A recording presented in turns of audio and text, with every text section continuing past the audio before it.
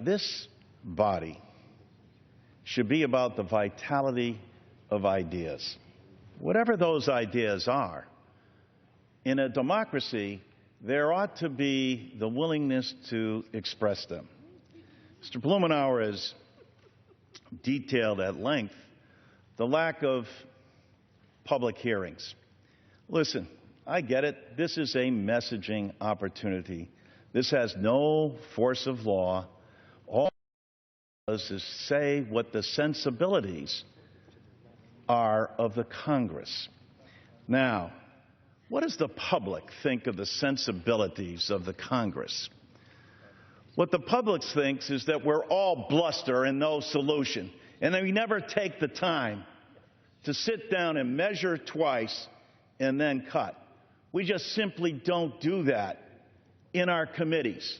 And so the vitality of ideas, a very noble idea expressed by a Republican, Mr. Inglis, many sessions ago, and embraced by many conservative economists in the Reagan, in the Nixon, in the Bush administrations, about providing certainty in terms of what we need to do and a revenue stream that has this at its core: tax pollution.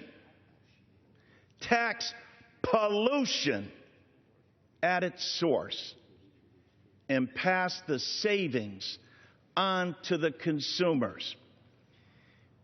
We know the volumes that are produced. We know the science behind this. There should be an open and clear-eyed debate on this, but not only a debate about the pros and cons, but how about something refreshing for the American people? A solution. May not be the bill that I proposed, or that Bob Inglis proposed, or that any number of people have embraced, but when you have major companies, including major oil companies, who will be taxed, say, no, this is a sensible way for us to embrace this. When we're enjoined by the very people that this would tax, and by conservative economists who say, yeah, we ought to take a look at this, not only from the standpoint of the certainty that it will provide, but the known certainty of what pollution does. And it's not just about climate change, it's about the health of the air that we breathe, what we're poisoning in the atmosphere with our children, what happens with respect to the effects of asthma, and what happens in terms of the people in coal mines, from black lung disease to the various debilitating... Can I have another minute, Mr. Jim? I will yield the gentleman another 30 seconds. The gentleman from Connecticut is recognized for 30 seconds. Scream out for the Congress not to have a message opportunity that may or may not advantage one side or the other in the realm of politics, but how about a solution? How about us doing what Mike Kelly suggested?